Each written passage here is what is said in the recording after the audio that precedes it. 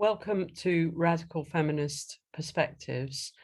The webinar today we have is The Second Sex by Simone de Beauvoir, discussed by Bronwyn Winter, Caroline Norma and Marian Rutigliano. So welcome, do participate in the chat and hope you enjoy it.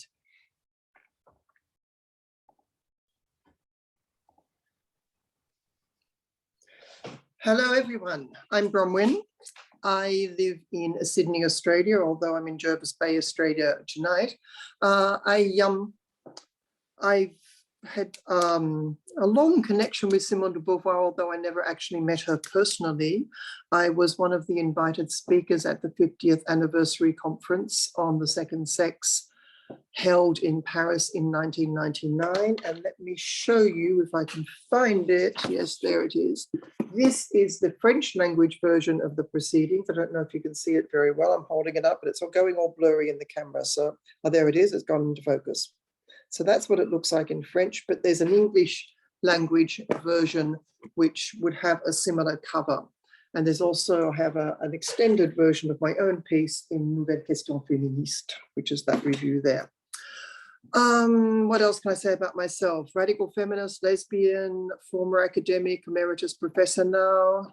I used to work in French studies, then European studies, and international and global studies at the University of Sydney. I've been a radical feminist since forever in the UK, Australia, and France. France is sort of my other home. I have a great connection to all things French. I'd just like, before introducing Caroline and Marian, I'd just like to say a few remarks about Simone de Beauvoir, because in the Anglosphere, until 2010, when the new translation came out, people who'd read The Second Sex hadn't read The Deuxième Sexe.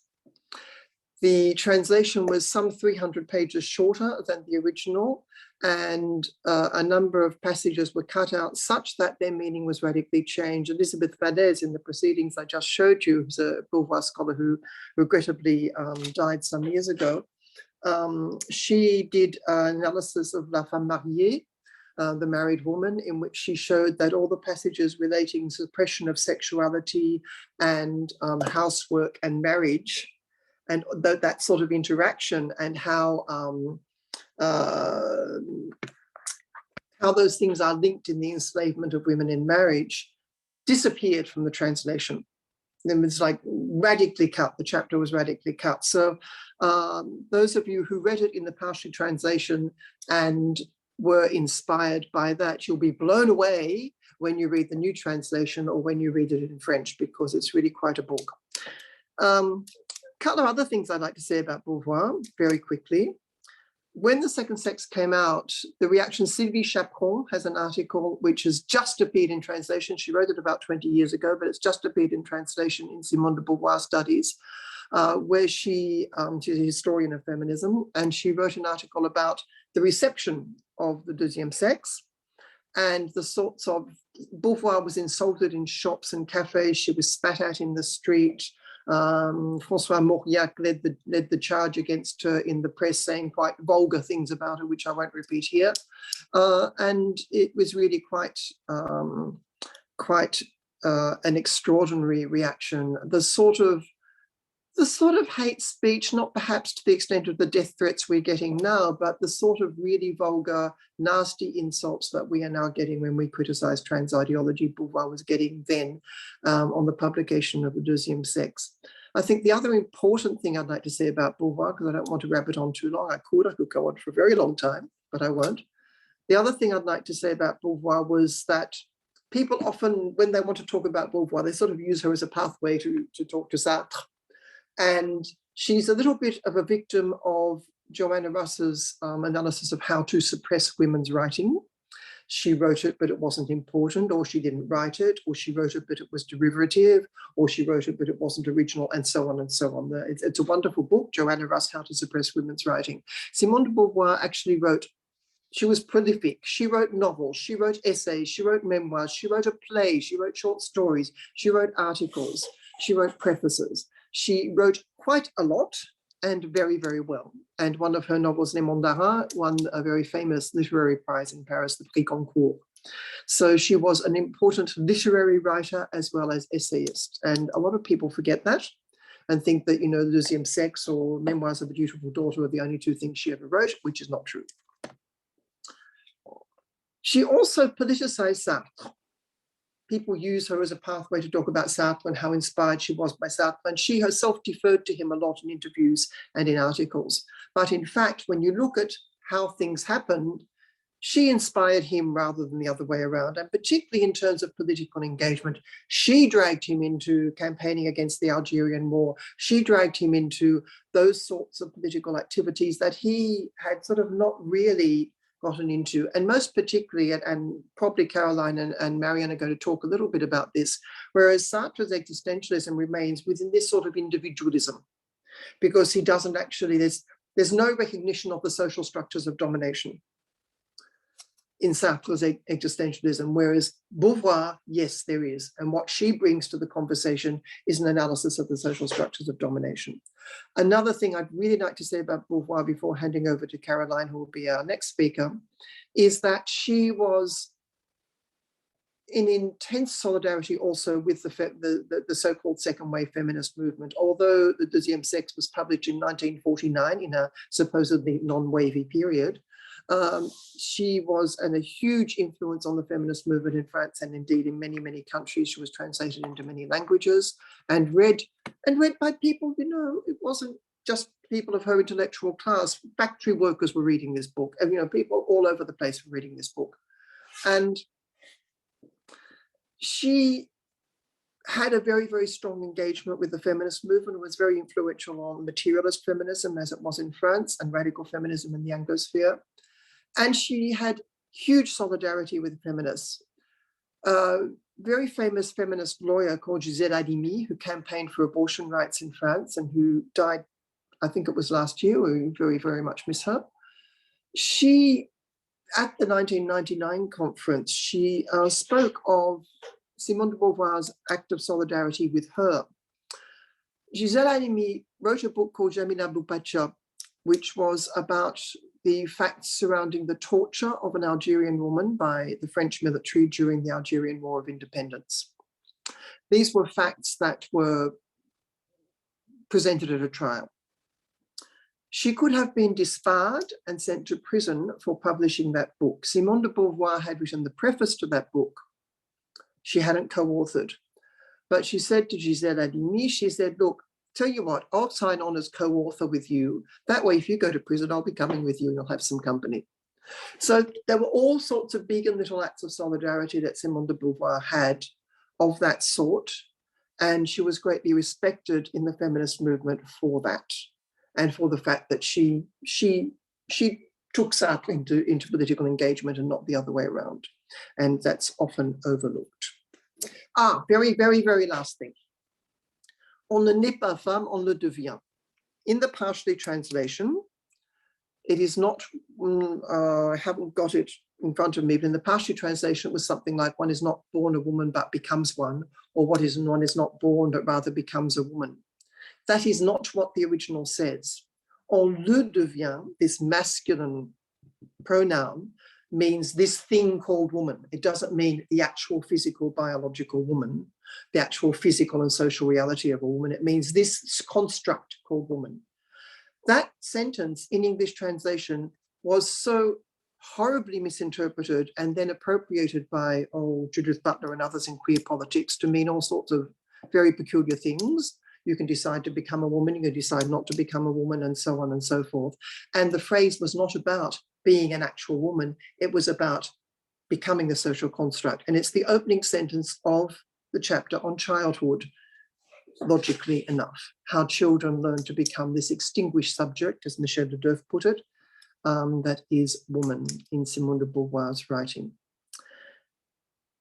I'd like to now introduce you to Caroline Norma, who works at the Royal Melbourne Institute of Technology, where she does not teach women's and gender studies, because probably none of us will get much of an airing there these days. She actually teaches in Japanese studies. So she may have some things to say about the reception of the Deuxième Sexe in Japan. But in any case, even if she doesn't, I'm sure she'll have many interesting things to say. She's been a radical feminist, I don't know for how long, but for a long time, because I've known her for a few decades. And so she will be our first speaker. And you have, I don't know, 10 minutes? Yeah. Yep. Thanks, Bronwyn. Complete honour and a little bit humbling to be speaking about this book with Bronwyn Winter on the panel. I'm just a layperson. I have no connection, I'm sorry, to the book or France, but yeah, great to be here with sisters, and especially with Bronwyn and of course Marian. It's wonderful. I think Bronwyn's introduction there, mentioning existentialism. Obviously, I'm not a philosopher either, so I'm not going to go into the. I can't go into the, great detail about the philosophical framing of the book. So the framework in which the sort of over 700 pages of information is presented. But I think from the outset, just getting a handle on the framing, I think, for sisters who haven't read the book yet, might be make the sort of overwhelming volume of it a little bit more manageable. Existentialism, obviously, as Bronwyn mentioned, the way that it's used in this book, in terms of my layperson's understanding, is to say that men as a class, at some point in history, for various reasons, and that history is traced in the book, decided that transcendence would be their project in other words, to distinguish themselves from animals and from nature as being static, as being concentrated on life in the moment, as not being necessarily future oriented, as sort of living for your life and then dying, and that not necessarily be meaningful in terms of leaving a legacy or having a project. All of that kind of idea of nature and animals and the natural world, men decided to transcend. But of course, transcendence as a project is effectively creating a political fiction whereby there is something other than living in harmony with nature and being within the same world as animals and nature. I mean, of course, there's no other option for us but to be in that world. But transcendence involved for men creating a class, a caste of women, and attributing to them values of immanence. And those values are the same ones that are attributed to nature. And so men created the political fiction whereby they overcome both women and nature. But of course, in the case of nature, the lie of the political fiction is a little bit too bare, because obviously Mother Nature is not very amenable to complete control by men. But through creating this caste of women, on the other hand, as immanent, in other words, as women being animalistic, as having no interior, as living just part of nature in the moment, as having no project that they become preoccupied with, having no kind of future orientation whereby they forge themselves into the future. By having that class as the class that they create, as women is not born but made by the transcendent class, thereby men achieve for themselves a political fiction in which they can go out into the world and create projects because they've got this comparator called women that shows themselves, that prove themselves in the political fiction, that shows their mastery, their actual mastery. So on page 100, Simone describes this in terms of her explanation, quote, "It is because humanity puts itself into question in its being, that is, values reasons for living over life, that man has set himself as master over woman.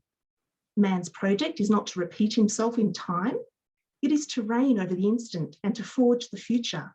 Male activity, creating values, has constituted existence itself as a value. So it's constituted existence itself as value.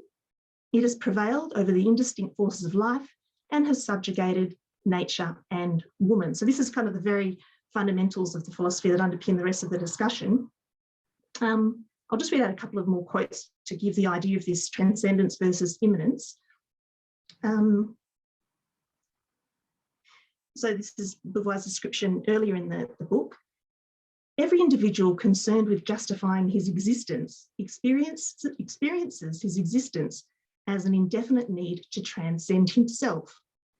So transcending the self is apparently the political fiction that men create for themselves as doable. But what singularly defines the situation of woman is that being, like all humans, an autonomous freedom, she discovers and chooses herself in a world where men force her to assume herself as other with a capital O. An attempt is made to freeze her as an object and doom her to imminence. Doom her to imminence, I think, is a great phrase, since her transcendence will be forever transcended by another essential and sovereign consciousness, being the man. And then on that, a good summary of that is on page 774, which describes more of women's situation once they've been doomed to this imminence. Closed off in the sphere of the relative, in other words, relative to men, only existing in respect of the male supreme group, closed off in the sphere of the relative, destined for the male from her earliest childhood, used to seeing him as a sovereign with whom equality is not permitted, the woman who has not suppressed her claim to be human will dream of surpassing her being towards one of those superior beings, of becoming one, of fusing with the sovereign subject. There is no way out for her than losing her body and soul in the one designated to her as the absolute, as the essential. So, and this is my commentary now, I think in some radical feminist texts, we talk about female socialization, and certainly Simone does as well, in particularly the childhood chapter, which is really good. But I think this book is really useful in the way that she's used existentialism in suggesting that this isn't just it is a psychological state, but not in the kind of surface level psychological state that we might think of today in our times, but rather in sort of more of an existential existence type state, that women not having an existence in of ourselves is because we've been denied one by our very construction. So the socialization is not just socialization into femininity, but actually socialization as not existing. I think at one point she says, we're not beings in itself and not for ourselves. So we can't be, because we exist as in a state of imminence, in order that men can continue with this political construction of transcendence. So it's a discussion whereby, and for the rest of the book, I know Marianne will describe other parts of it, but maybe from the outset in my understanding at least, to understand that Simone doesn't think that there's this caste called women who have all these sort of substantive and real and existing qualities and capabilities underneath. It's just that men have suppressed them. If only men would, lift their boots off our necks, then we could come forth as ourselves. And I don't think it's at that level. I think it's that we don't yet have an existence. We haven't forged it. At one point in the book, she says women have not actually yet risen up against men for our liberation. I think we all, as radical feminists, would agree with that. We haven't seen yet any parts of the world where liberation has been achieved, and that I know that's probably subject to some debate, but anyway, in her perspective, writing back at this time at least, I think it is very clear that there's sort of no such, the book is not written in order to, in a liberal kind of way, to tell women that, hey, if we just, that men are not, that you are not what men say you are, that's a lie, it's not a truth. Really, you're full human beings with equality to men. So that's not I don't think personally, I didn't understand that to be the framing of the book. I think the framing of the book is more fundamental than that.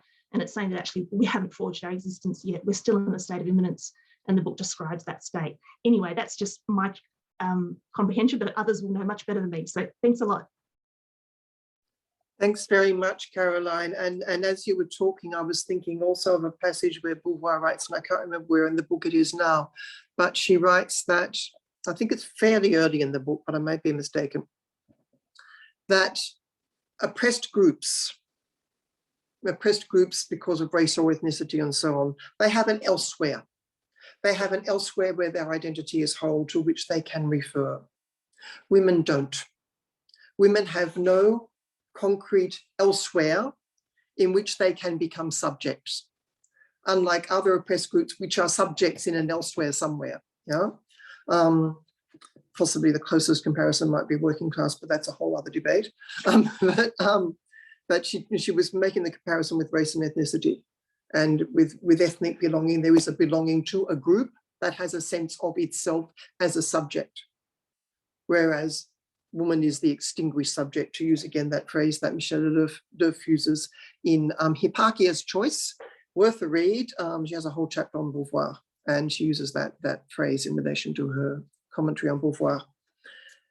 Our next speaker is Marian Rutigliano, who has been a radical feminist, since way back, early 70s, sort of like right there on the crest of that second wave, and is a biological scientist, I believe. So we have a Japanese studies expert, we have a transnational studies political science sort of person, we have a biological scientist, and also, very importantly, Marian is on the board of the US branch of Women's Declaration International. Over to you, Marian. I am clearly not an academic. I read this when I was 16 or 17, in the early 70s, and a woman, it was all kind of introduced to me through the lens of the second wave, and the woman, the older, I thought she was really old, so she was like in her 40s or something, was explaining to me, and she said that whole passage, one is not born, but rather becomes a woman. She said, what that means is that there are characteristics that society thinks that women should have. And she said, when you read this, try to figure out what those characteristics are, and try to figure out who benefits from those characteristics, like who is society. And when you figure out what those characteristics are and who's benefiting, see if you can fit them into categories. What do they do? What benefits do they provide to whoever gets benefits from them? And one of the other things that she said in passing that I never forgot was that when you read this, it will seem like women are that which things happen to, which I was kind of horrified by, but understood it when I read the book. And this, by the way, is my current translation. So I mean, I looked at and the other thing is there's a lot of repetition through the book. She says a lot of the same things over and over from multiple sources, from the literature, from people she knows. Because you got to remember that women weren't saying a lot of this stuff in 1949. There were no consciousness raising groups yet. So a lot of it is repeated, and a lot of, when I read it, I was like, oh wow, oh wow, oh wow. And a lot of women experience the same thing. So, we know the childhood chapter, but I looked at the chapters in between that kind of go through a woman's life, with girls, childhood. Girls, she says, had a desire for activity and autonomy, just like boys, a zest for life. But she talks about an abrupt separation from all this with the realization that she has to accept femininity, and she uses that word a lot, and a frozen existence. So her life course then becomes constrained by the realities of her biological sex and the fact that she's starting to realize that she is waiting for man. She uses the term abrupt separation a lot of times at each stage of life, and certainly more when it comes to marriage later on. So the girl who's an adolescent, no longer a child, she knows this, she waits for it, and she discovers, and she is told that this is her destiny. We would call this grooming now, or you can call it female socialization, but it's a set of expectations. Remember, what are these characteristics that society thinks women should have? And that's like one of the first ones that she gets in adolescence. She realizes that economic and social foundations, all of the things that are in the world, convince girls that men are the masters of the world, and it is in her interest to be their vassal. And I don't know what I'm looking at over there, Bronwyn. It's pretty cool. So her future is to passively and docilely deliver herself into the hands of a new master, a husband or some man. What are the characteristics? Who benefits from them? And what do they do for whoever is benefiting? She's having girls having physiologic changes due to puberty. Males are absolutely stronger now. That registers, and again, repeatedly, girls saying that registers over and over. You know, at games, she can't hang with the guys anymore. You know, girls and boys would play, at least where I was growing up, we'd play sports together. But that kind of stopped somewhere around 8 or 9 or 10 years old and really split. Girls are overwhelmed with coping with what puberty, menstruation, and all the physical changes due to their bodies and their minds and emotions. Sexual development occurs for sex. I mean, that's like girls see these things happening to their body, and they learn what all those changes are for. Boys, on the other hand, she says, are learning the more advanced skills of domination and violation, violence, aggressiveness, power, competition. Boys will be boys, get into fights. And even if any kind of toughness or exuberance survives in a girl, she just has to have 1 or 2 bad experiences to show her that brute force is on the male side, and she loses confidence in her body. And when you lose confidence in your body, you lose confidence in yourself, because we are our bodies. This was absolutely not what Judith Butler said it was. Our bodies are ourselves. If you lose confidence in your body, you lose confidence in yourself. You know, and then there's all the other stuff that girls experience. They come home from school, they have to help with the housework and the chores on top of homework. Boys don't have their additional burden. And when the girl comes home, she realizes she has to participate in what the mother is doing, which is, you know, making for the men in the house, you know, to make the domestic setting tranquil, to keep everything clean, to do all this stuff. And there's somebody in the quote saying being surrounded by dykes at 17 or 18 really helped. Yeah, it did. Mothers, de Beauvoir says, are blindly hostile to freeing their daughters and work at bullying them even more. It goes from generation to generation. Girls are taught to assume a passive role toward boys, and boys learn to dominate, because domination is an important part of male sexuality. And again, you know, this was ringing in my ear when I was, you know, when I read all this stuff from this woman. What characteristics? What are those characteristics? Who benefits from those characteristics? What kind of categories can you put those characteristics in? And girls learn. They learn very early on. Boys dislike girls who think too much, who have too much audacity, who are too intelligent. Does the phrase "don't let him know how smart you are" ring a bell? So they become less attractive. They are seen to be too independent, and they are told to be feminine, and realize that being feminine is being weak, futile, passive, and docile. So adolescence is very difficult and decisive for women. I mean, until then, you know, a girl, the child, is an autonomous individual, and she now has to, it says, renounce her sovereignty. She may begin to feel the first stirrings with puberty of, you know, erotic tendencies or sexuality, and realizes that those are subject to social pressures for her to be a passive object. Remember, that which things happen to. So she is taught what is referred to as the charm of passivity. And again, there's repeated examples of girls being taught to be passive, to embrace femininity, and to prepare herself for men.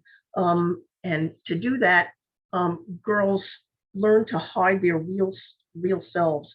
She does talk about this sometimes leading to what's called special friendships developing between girls, short of sexual embraces, to try to restore the self. And I always thought that was interesting, especially as a young little baby lesbian, that restoring the self, restoring your body, one of the ways she saw out of it was to take refuge in other women, and and I think that goes to what you're talking about, Bronwyn, is that there was no like separate world of women, but girls could try to do that, and then as they got older, women could try to do that by seeking the embraces and the solace and whatever else, the bodies of women. She does say, and she's not exactly super on target, but she says that homosexual relationships are only a stage or transition. And yeah, I mean, and girls, adolescents have been taught that for a long time. Oh, honey, it's just a phase, you're going through it. And let's get back to the fact that you're destined for man and you have to complete your destiny. So girls go back and forth between, letting themselves get, have messy hair, get dirty, and beginning to, quote, want to be pretty. So they get older, and it moves to the next chapter on sexual initiation. And she says that the young girls' erotic experiences are often unexpected and brutal, and we know that sexual abuse starts very early in life for a lot of girls. That it is very common in some places. It is just ubiquitous. And she talks about, and this is kind of bizarre, and I never could figure out how Freudian she really was or wasn't, but she talks about, vaginal sex versus clitoral sex, and that the role of the clitoris in sex preserves the only erotic autonomy women have. But it's really only indirectly linked to, vaginal sex, and plays no role in procreation. So women are, yeah, yay. So women are penetrated, impregnated through the vagina, which is supposed to become an erotic center through the intervention of the male. So all her eroticism is supposed to be through vaginal penetration.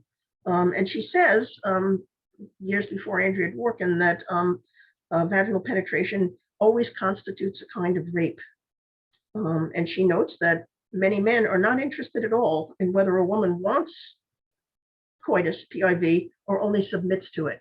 And again, there's repetitive examples of women, saying that he doesn't seem to really care whether I like it or not. But PIV, penis and vagina sex, can't take place without male consent.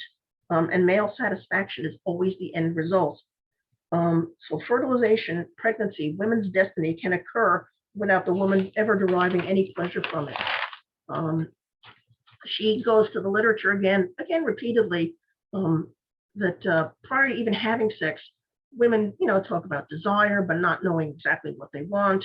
And she says girls' first desires are for female bodies, and they're initially disgusted with male bodies. Again, I'm not sure how much of this she's pulling from the psychology of the day. I didn't, but it is what women were taught and what they were socialized into. So being in a man's arms, on the one hand, was supposed to provide refuge and protection, but on the other hand, women felt imprisoned and suffocated by it, and said that over and over. So when she talks about women being passive, it's not the passivity of inertia, but rather of receptivity. It's not like an amoeba just kind of sitting there like a blob. It's kind of like referred to an open vagina just waiting to be penetrated.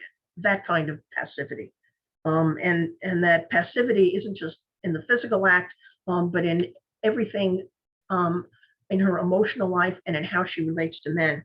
So women's desire really needs, voluntary participation. If they are to really act upon their desires, they need to be voluntarily participating. So women will do what they have to, including convince themselves that sex acts feel voluntary rather than just letting it happen. What else? She goes on to discuss more things that women have to learn to accept and overcome. They have fear and apprehension. They have to overcome that, being naked in front of a man, being gazed at and grasped. And that term is used a lot in terms of men approaching women physically for sex, as being grasped. And also that women have to get used to the fact that it may feel violent, it may really feel violent, and she just has to get used to that. Men take the active role, which is expected, and women receive what men do.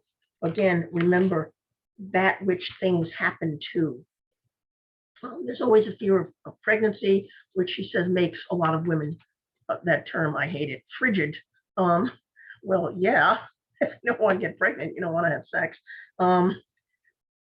And she notes that one thing when she talks about science a lot of the way through, biological sciences, some of it was the best science of 1949. Some of it is we still don't know a lot of things. But one thing she is correct about, and it's still true, is that a very low percentage of women exclusively receive pleasure from vaginal sex.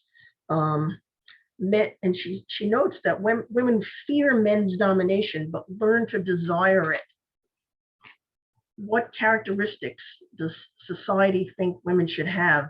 What are those characteristics? Who benefits from it? And what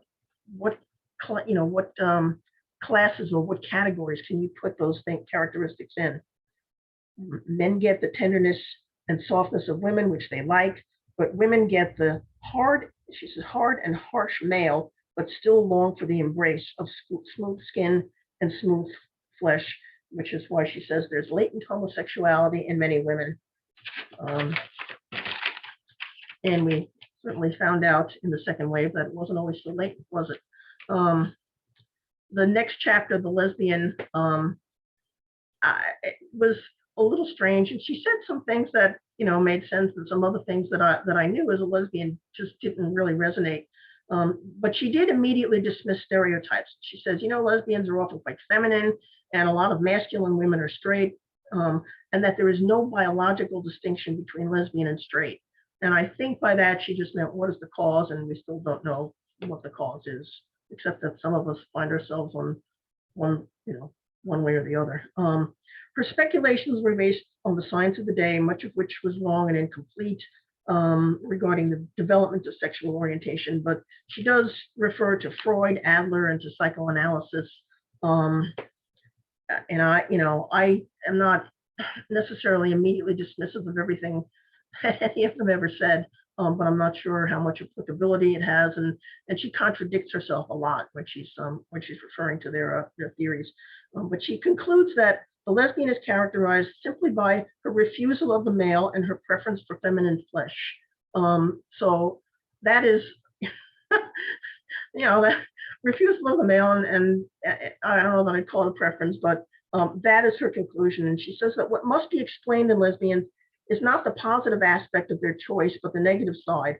The lesbian is not characterized by a preference for women, but by the exclusiveness of this preference. Okay, I can kind of go along with the exclusiveness of the preference. We're not all bi.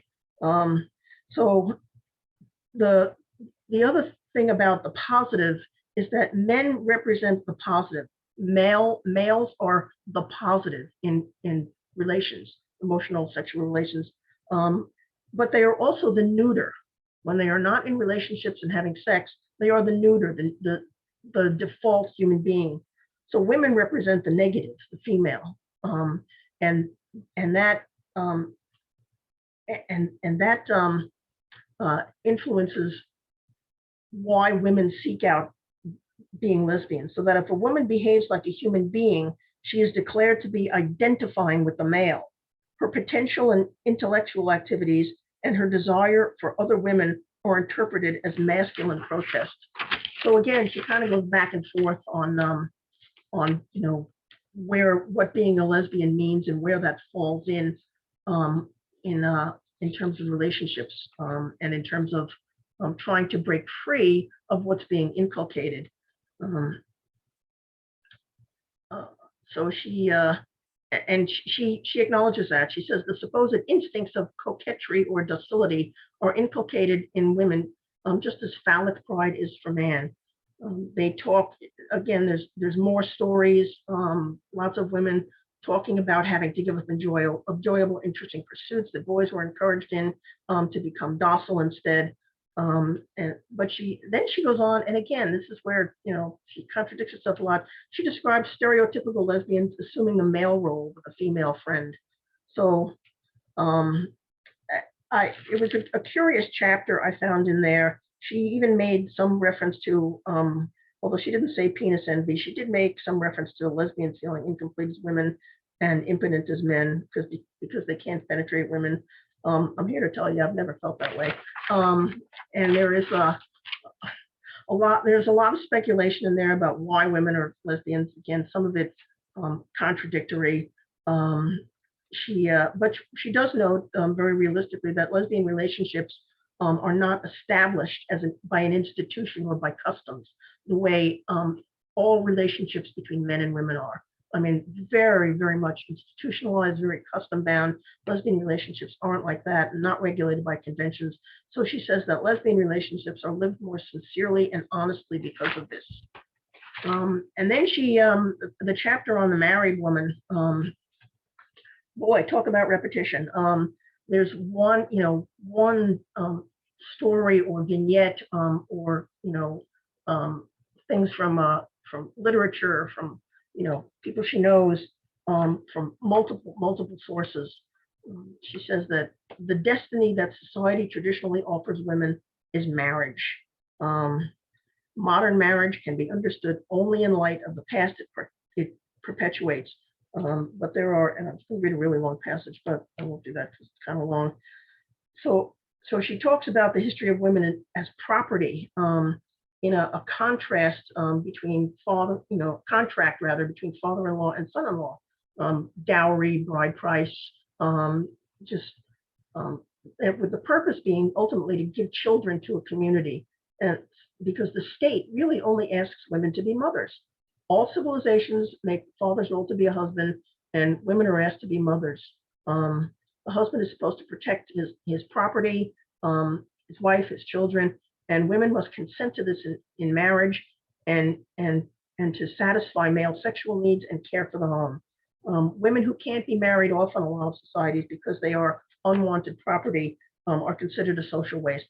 Okay, so there's like multiple illustrations of loving sexuality in marriage, women being disappointed in relationships between men, stories of depression, learning the reality of what's expected of them, being a commodity, that they're trapped, that she may be disappointed in sex, but the wife always has to be subordinate to the husband. And so when I was reading all this and trying to figure out what are the characteristics are pretty obvious: docility, passivity, obedience, and just finding somehow some kind of acceptance of being subordinate. Who do these characteristics benefit? They benefit men. I mean, that's who benefits. That's who society is. This is what men want women to be. All of these characteristics, all of these behaviors that men want women to be, provide men with sexual services and emotional labor, so that men can continue to dominate. And that's what when I went back to my old 40-some-odd-year-old mentor and told her all this, she said, yeah, that's she just kind of like shook her head and said, okay, for 17 years old, I think you got what you could out of that. And I still find that a lot of that resonates now when I reread the book. Thanks so much, Marian. I wanted you to wind up because there were a few things that came up for me while you were talking, and I just wanted to sort of throw that back to you both. And just, I'm going to take issue with you about the repetition stuff, though, because she actually goes through a painstaking analysis of literature, history, anthropology. You talked about psychology and so on, and it's sort of forensic. She's doing this forensic analysis of misogyny in French culture, and it is really important that she did that because it was a taboo thing, and it was something you could not open your mouth and say, like, we can't talk about people's special pronouns now. It's sort of it's really at that point that sort of forensic analysis had to be done, and women in France keep a woman, I've forgotten her name momentarily, wrote The Revenge of Misogynists, and she talked about misogynist advertising and misogynist literature and so on. And that was like, 2 or 3 decades ago. So women, we keep having to repeat ourselves. So if it is repetitious, it's also, Christine Delphi, in fact, said at the opening, Christine Delphi, who was very close to Beauvoir, and Beauvoir was on the editorial board of Nouvelle Question Féministe in France. And Delphi said, we are condemned to keep repeating ourselves because we are constantly obliterated from history. And it gets back to what you were saying about women being that which things happen to, what you were saying, Caroline, about women being sort of trapped in this immanence, that women are not subjects, women are not actors, women are not doers, but done to. Read Lesbians, I agree with you. She said some very silly things about lesbians, but there are also some silly translations. Feminine flesh, no. It would be female flesh. Féminin in French means female. So they, there were in the partially translation, particularly, I think Malovani, Chevalier, and Borde in the 2010 translation labored extensively over how to translate certain words. And sometimes their translation reads a bit more clunkily than the partially translation in English. It's because they were so careful to be accurate and to actually convey the precise meaning that Beauvoir intended. Because Beauvoir was quite the wit. She's very funny. Like passages in the Deuxième Sexe make me laugh out loud. Maybe that doesn't come across in translation, but it sure does in French. And her sentences are extremely long and complex. When Sheila and Constance were in Australia doing an interview on, I think it was ABC Radio, they had a whole conversation about the use of the semicolon in the second sex and about how she divides up thoughts and, has these very long, extensive thought, complicated sentences. So I think there's possibly a little bit more complexity than you're giving her credit for in what she writes. But, moving on. I want to say, though, I did recognize, and I hope I made clear with the repetition that there, remember this was, I read it first in the age of consciousness raising groups where women, you would hear the same story over and over and over again because that's what was happening to every woman. So the repetition is like, I remember saying, it's like she's repeating, she says, of course, go to a CR group. You keep hearing the same thing because that's what's happening to us. And of course you have to keep shouting it and repeating it because it is not being heard, and it is still not being heard. And I'm really interested. I've actually been reading Max Robinson's book Detransition. Some of you may have read it or have been starting to read it. And Max in that book makes a very, very clear connection with trans being the flip side of beauty practices and cosmetic surgery. So the little butch girl, the little gender non-conforming girl, the pretty girls, or the ones who look like they, might sort of go down the pathway of pretty docility, they go into the beauty practices. But the ones who don't conform, the wild children, the children who don't fit, or probably most of us when we were kids, whether we turned out to be lesbians or not, that's sort of beside the point. We would have been transed. Yeah. I used to wish I was a boy, and I think that's, the experience of a lot of us. I think, were we young now, we'd be getting transed. And Max, and this book is just, I really recommend it. She makes that so clear that they're really two sides of exactly the same coin about how to control women and obliterate women and obliterate women as actors, not to mention obliterating lesbians, but that's a whole other thing. Summer school, great idea. Yeah. I also wanted, this is a very personal message. I just wanted to say, because I was looking at the participants list and there are lots of names I recognize, some from Australia, some from elsewhere, but Linda Vercuriel, I haven't seen you for years. And I just wanted to say a big hello. This is someone I met when I was working on female genital mutilation in France, and she gave me access to files and she was really supportive, and I haven't seen her for a very long time, and I saw her name in the participants, so I just wanted to say hello. That's all. Anyway, so that was sort of my replying back to Marian, but we have about another 10 minutes. So I'd really like to invite maybe Caroline to come back and comment on some of the things that have been said, and maybe then back to Marian. Thanks, Bronwyn. I don't think I have too much substantial to say, except I feel a little bit nervous about the way that the discussion has gone, only because I only just read the book, so I'm not an expert, I just read it. But I wonder whether sisters who haven't yet embarked upon it know that the book is about it's not criticizing women, but it's describing us in our worst possible inflection for most of the chapters. So one of the chapters is about women being narcissists.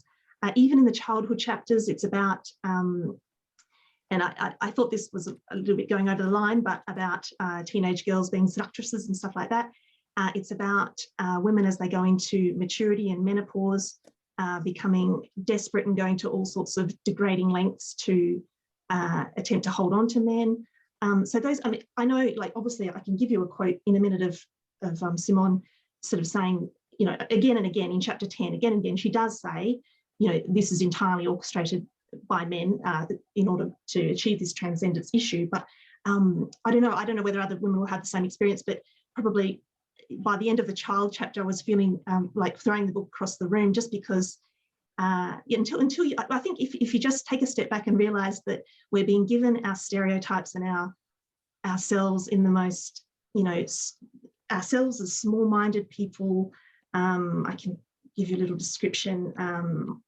Sorry, just a second. For example, in chapter 10, many of the faults for which they are reproached, and that's women, and this is all the faults that she's gone through chapter after chapter: mediocrity, meanness, shyness, pettiness, laziness, frivolity, and servility, simply express the fact that the horizon is blocked for them. And that's great. That's by chapter, but don't forget, that's by chapter 10. So for in the part 2, that all of the chapters for part 2, most of them are all about, well, from my interpretation, it's all about trying to press women into looking into the mirror and understanding ourselves to be in this state of immanence as a caste, and to recognize in ourselves all of the failures that brings, and destructive behaviors, the perversions of our value system, the way that, you know, it is true that we can, you know, groom girls and all of these characteristics of our status due to this. And she talks later in the book about, you know, we chase our tails around and around, attempting to get out of this immanence state, but in doing so, we kind of eat ourselves as sort of, I don't know, I suppose I just wanted to throw out a warning, but my interpretation might be a little bit over the top.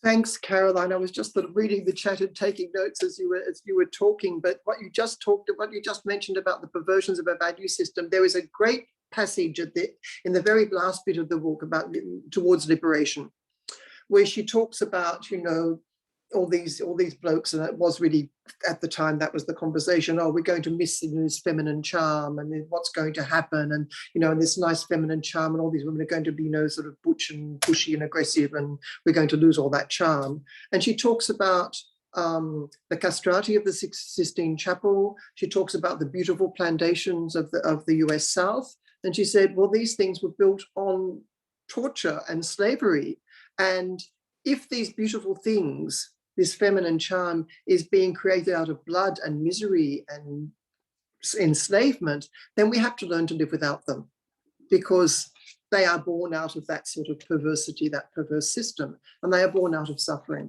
And it's a beautiful passage. I do recommend that people go back and have a look at it.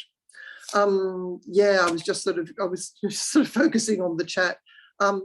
I was asked for the exact translation of "On ne n'est pas femme, on ne devient." That needs us. It's really hard to translate in English, because the "le" is signifying a process of becoming something, a thing that you become. It's a masculine pronoun. It's a generic masculine pronoun, so it means a thing. It doesn't mean something male. And somebody once corrected my citing of, and this was in Science, a very prestigious review journal, way back when I cited that sentence, and someone corrected my French to "on la devient," because they thought it had to be a woman, so it had to be female. And I got really pissed off with them, because they actually corrected my French wrongly. And, you know, I'm fluent in French, and they certainly weren't. But the "le" is really important for the translation and the understanding of the sentence, because it means you are not born this thing called woman. You become this thing called woman as it is created, constructed by men for their service, as it is created as the object, as the other of the one, the subject, the man, who is transcendent, but condemns woman to be this extinguished subject in this immanence. So it's this cultural construct. And getting back to lesbians, unfortunately, for Simone de Beauvoir, she didn't have Monique Wittig and Adrienne Rich and people to draw on at the time, but Monique Wittig drew on her. And she drew on that sentence, as I was saying, that lesbians refuse to become this thing called woman in a heterosexual system, you know, because heterosexuality is the organizing system, and that serves men. And she said lesbians are refusing to become women technically aren't women in that sense. I hope I have explained that sentence clearly enough. I'm afraid I haven't got Sheila's and Constance's translation in front of me. They translated it pretty well. Partially didn't, but they did. But I don't know exactly what words they use. I know they pondered it for a long time as well. Maybe Marian for some last, we've got 3 minutes, according to my clock. You know, at the end of it, I want to make reference to what you said about there is no women's country. For men, there is men's country in a way. In the military, that's a man's country. Sports, professional sports. There is no country to which women can retreat for only women, and it's so insidious that the socialization women are inculcated with. Why would you ever possibly want to retreat to a country where that is only women's and only for women? Why would you ever possibly want to do that? As you know, I would have been trans also. I mean, I thought I wanted to be a boy. When we all started having puberty, I realized I felt just viscerally, and I didn't even have to think about it, that, oh my God, they're disgusting. I wouldn't want to be that. But I also came out as a lesbian when I was 13, and I met a bunch of older lesbians. I mean, I met a bunch of daughters of Bilitis who, and I saw 2 of them kissing, and my jaw dropped, and they said, it's okay. That's the first time I heard the term baby dyke, and they said, it's okay. It's the word is lesbian, and that's what you are, and it's great, it's wonderful. So lesbians, at least at that time, had a country to retreat to, a community where that sensation of like, oh my God, I want to be able to do what the boys do, but I don't want to be a boy. I learned that very quickly because I saw it in real life. I saw what that meant, and I saw, you know, what it could be for me. For you know, women who are not lesbians, there is no women's country to retreat to where women can understand or really have the experience of loving equal relationships and actually getting to be not the other, you know, and not the thing that is not something which things happens to, but you know, have genuine agency and be the actor instead of the acted upon. So if we could do anything for women, women's country. Yeah, I think I'd like to actually, and I should have said right at the beginning that I'm coming to you from Bewari country today in Australia. That's for the Australians among us, because we always say what Indigenous land we're on. And I live on Wongal and Gadigal country normally, but I'm not there today. I'd like to thank Caroline and Marian very, very much for participating in this evening and for speaking. It's been absolutely terrific and very different perspectives too, which is great. And thanks to Joe for inviting me to come in and chair. It's been a lot of fun. And I hope it's been a lot of fun for the rest of you as well. I think we probably have to wind up now. And I think there's something about breakout chat rooms that are going to happen. And so I'll leave it over to Joe to sort of sort out what happens next. Thank you, everyone. Thank you so much. So we have put the link for the breakout rooms into the chat. It's the same link as on Saturdays. And so you can go to that if you want to, and see you next week.